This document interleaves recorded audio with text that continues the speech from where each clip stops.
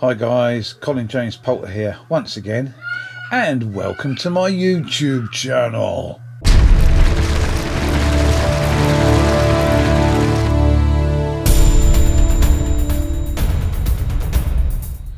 Hi guys, well, this is a bit of nostalgia.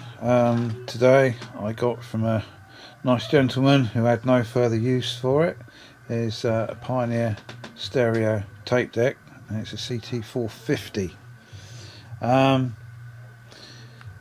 You don't see many of these machines around anymore. I mean, back when I was growing up in the 60s and 70s, cassette decks and reel-to-reels were all the thing. Everyone had a stack hi-fi or a record deck music centre which had cassette on it, and these separates were quite popular.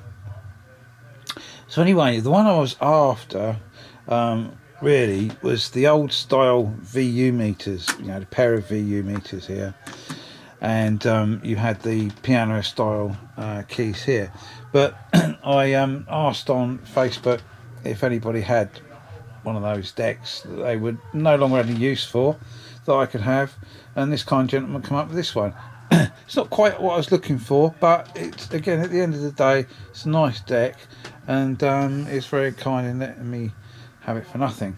So I thought I would do a video on, you know, sort of doing it up, and giving it a little bit of a service.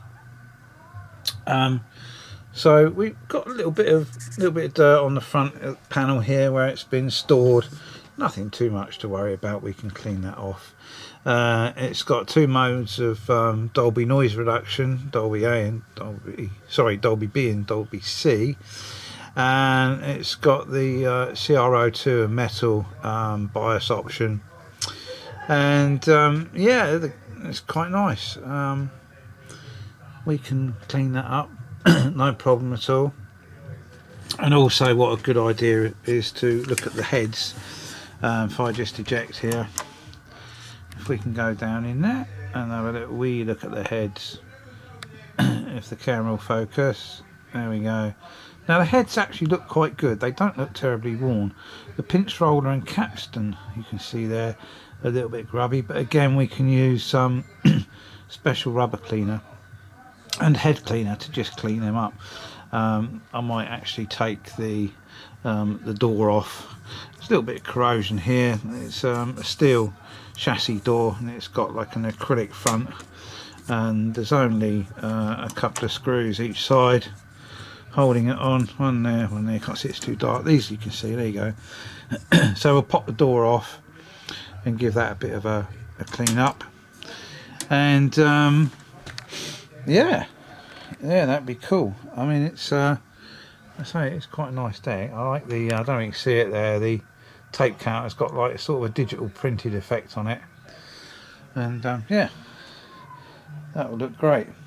And obviously this one's belt drive, so I mean, when I power it up in a minute, one of the belts might break. We might have to get a belt set for it.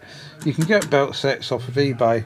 They're not generally specified for any particular model of cassette deck, but they will generally fit anything that's got, you know, belts and pulleys. I've got them before for my mini disc player when the eject belt went. I've done a video on that as well. So anyway, what I'm going to do, first thing I do, I mean, you know, I don't really power them up. I just give a little bit of a clean first, and then we'll power it up and see where we go from there. The gentleman had it in the United States.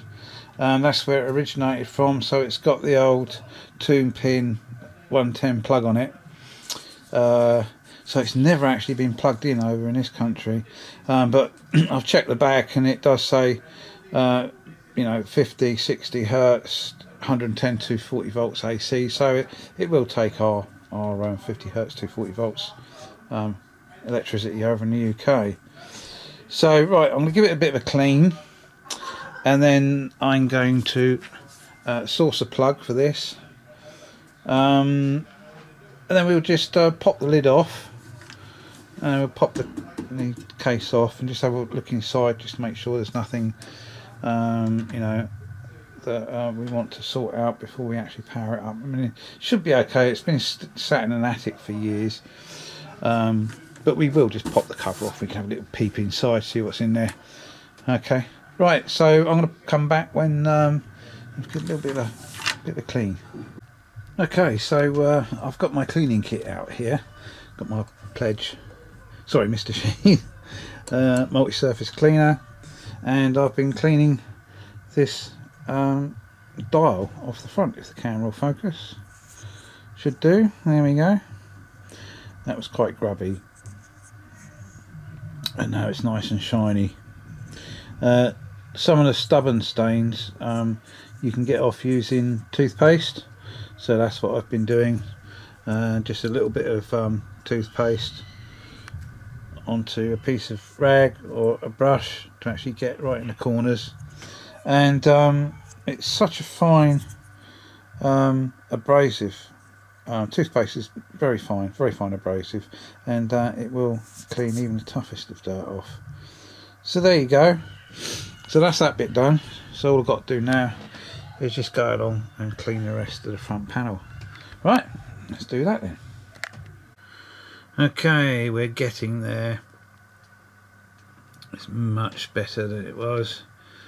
Slowly getting there. Now, if you've got really stubborn stains, like in between these little grips on the keys here, what I've been doing, and it's perfectly safe to do so, is I've got my Dremel,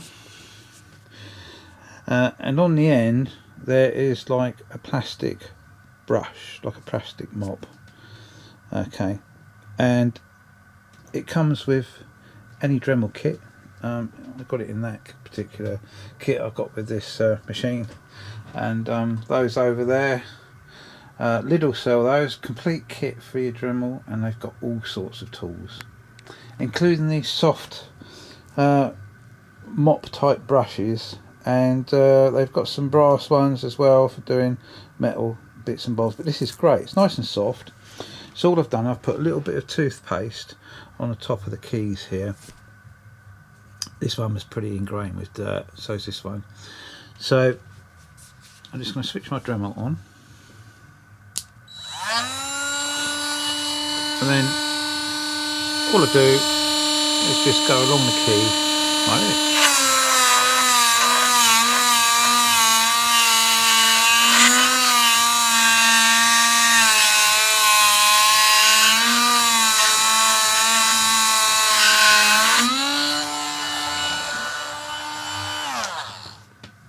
And there we go.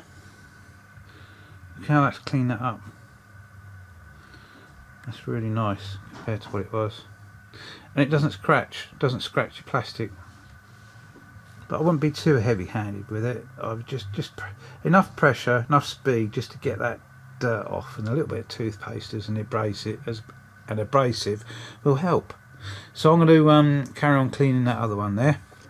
And then what I'm going to do is I'm going to take the door off because there's a bit of dirt staining on the inside, so I'm going to clean all that up and then I'll come right back to you. So the progression is going well. I've got the cassette door off. There's a metal frame, as I said, which holds the perspex or acrylic door on.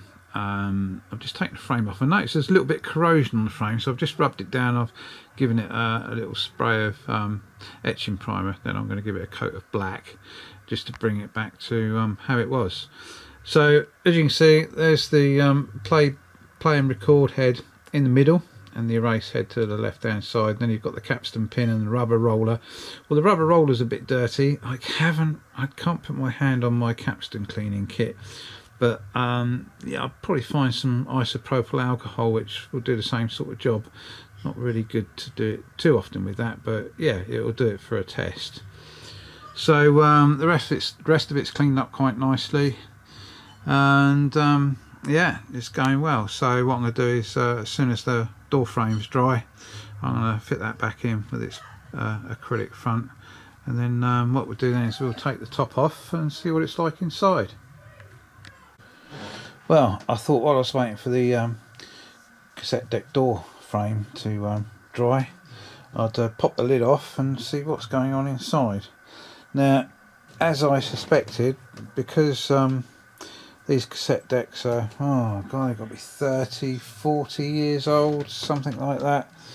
Unfortunately, the belts don't stand up to the test of time. Look, you see that's just breaking up. Yes, and even the capstan pin belt down here is absolutely gone to pot. Yeah, that is just almost melts in your hand. So yeah, and you can see down in the motor there. Let's put some light on the subject. If we go down into there, as you can see, the belts have had it to the point they've just sort of melted. So I'm going to need to get a new belt kit and see if I can get some new belts on there. So can't test it. Well, I can see if the motor spins up. I expect the motor will spin up, but as you can see, the belts have just had it. Yeah, well, I'm not surprised after about 30 plus years. Yeah, okay, well, I suppose the best thing to do now is to clean those pulleys up, get all that rubber off, and then put the cassette door back on. And I'll have to order some belts off of eBay. Right, be right back. Well, I've only taken 2 of the belts off, and some of the belts are so far gone it's actually melted onto the pulley, and it's actually sticking to my fingers. It's like tar. So yeah, great job. Well, I want to get back to cleaning it. I thought I'd show you this. The belts are actually like licorice almost. Well, let's carry on, see how far we get. Okay, well, as you can see, after about an hour of rubbing and, you know, trying to get this melted drive belt rubber off of all the pulleys, it's taken me about a good hour to do that. But as you can see, the motor itself, both the pulley points there, drive points there, are nice and clean, shiny. Also, these 2 pulleys up here, I've managed to get all the old melted belt out of them. There's only a little bit of black stain that's left in the bottom of the pulleys, but that's good. And then this is the capstan pin drive wheel, this is the flywheel. That's all nice and clean as well. So at the end of the day, I've got all the rubber off of all the drive wheels. So okay, I've done a little bit of a don't do this at home. I've done a little bit of a bodge connection here, just to get the wires in, because I haven't got a 3-pin plug to hand. So what we'll do, we'll just turn it on here. Oh, okay, that's good. We've got a power light and we've got the Dolby noise reduction, and the B light is lit up there. Let's see if that seems to work okay. Now there's a little bit of noise coming from this drive motor down here, if you can hear it over the top of my grandson and my daughter in the background downstairs. But we're not going to worry about that. I think all we're going to concentrate on now is I'm going to put the case back on, give the case a clean, and then put it in its home where it's going to be for now, and see if I can order a belt kit for it. I could actually test the inputs and outputs. It's got 2 microphone inputs there, so we could put a microphone in, and just to see whether, you know, it's you know, going to record. But the thing is, on some of these cassette decks, because we haven't got a drive belt, when we press record and play, usually when the heads are driven up, there's a switch that's deployed which allows the recording circuit to come in and hence give us some levels. But because we haven't got a drive belt, I don't think it's going to allow us to actually see an input here, and consequently we won't be able to test the output there. But, you know, I mean, it's got potential, so I think We'll do further testing when I got a belt kit. I mean, at the end of the day, guys, belt kits are only what, £3 or £4, and they come in all different shapes and sizes. So if one doesn't fit, another one surely will. And then we'll continue with this rather nice Pioneer CT 450 from back in the day. It's about about 35. I could say 35 years. That's a long time, but just looking at it now, it's absolutely cleaned up, lovely, really nice. So that's going to go on my shelf with pride. And if you like this video, guys, I do a mixture of all sorts of videos, some music, some family, birthdays, Christmas, whatever. But if you do like these technical videos, repairs and servicing and whatever, please give it a thumb up, subscribe, and hit the little bell icon, so each time I put a video up you'll get a notification. Helps me out, and it helps you guys that have want to know how to do all this sort of stuff, maybe. But at the end of the day, I enjoy doing it, and if it brings somebody else a bit of enjoyment, solves a few problems, then that makes me happy. Anyway, cheers then, guys, and I'll catch you in the next one.